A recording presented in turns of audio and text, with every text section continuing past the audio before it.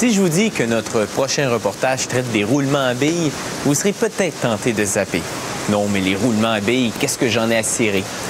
Eh bien, qu'il s'agisse de votre vélo, de votre lecteur CD ou du disque dur de votre ordinateur, le roulement à billes est essentiel à leur bon fonctionnement. Il mérite donc toute votre attention. Voici un roulement rigide à billes radiales. Dans ce genre de roulement, des billes en acier bougent à l'intérieur de rainures appelées chemins de roulement. Ceux-ci sont taillés dans des anneaux en acier résistant, le même genre d'acier avec lequel on fabrique les billes.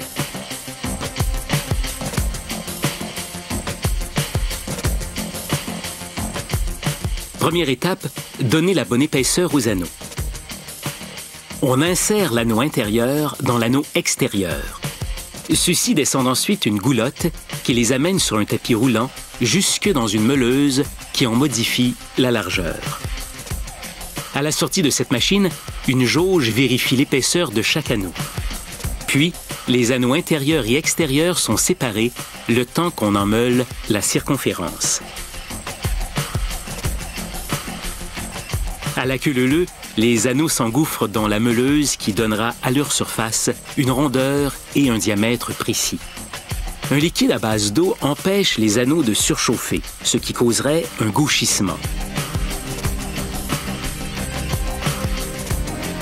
Les anneaux subissent également une inspection visuelle.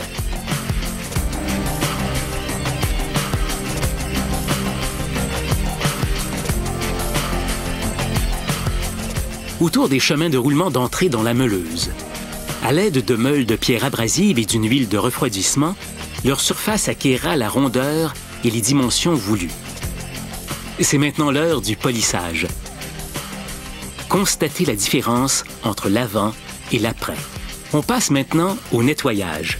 Les anneaux sont enduits d'une huile épaisse et de fin gravier, tandis qu'on nettoie les chemins de roulement avec du kérosène. Ailleurs dans l'usine, on classe les billes en acier selon leur taille. Avant, ces billes étaient des fils d'acier. Une machine les a coupées en morceaux et au rythme de 600 morceaux par minute, on a fait des billes grossières à l'emporte-pièce.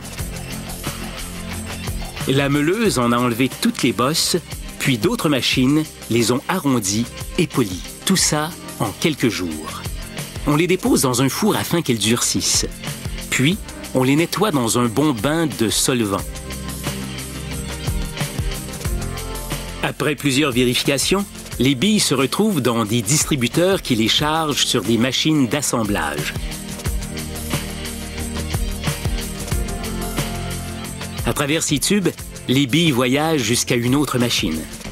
Celle-ci en distribue la quantité exacte à chaque chemin de roulement.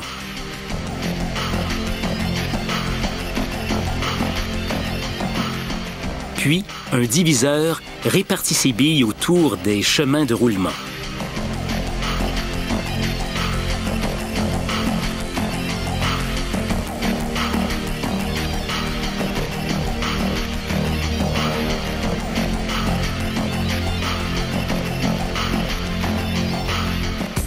Vient ensuite une cage de métal qui retient les billes autour des chemins de roulement.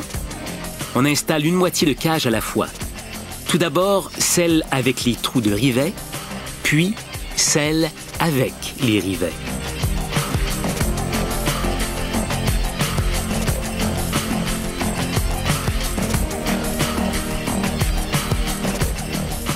La machine fait tourner les roulements, puis rivette les deux moitiés de la cage ensemble. Le roulement à billes est maintenant complètement assemblé. Il doit maintenant réussir une série de tests de contrôle de la qualité. On voit ici un vérificateur du bruit de vibration s'assurer que le roulement à billes fonctionnera silencieusement. Certains roulements sont lubrifiés avec de la graisse. Cette machine répartit également la graisse à l'intérieur des chemins de roulement, puis insère un joint d'étanchéité en caoutchouc. Un dernier test sur la balance. Si un roulement n'a pas le poids requis, il est rejeté sans autre forme de procès. Sur les roulements qui font le poids, on grave au laser des informations telles le numéro de pièce et la marque de commerce.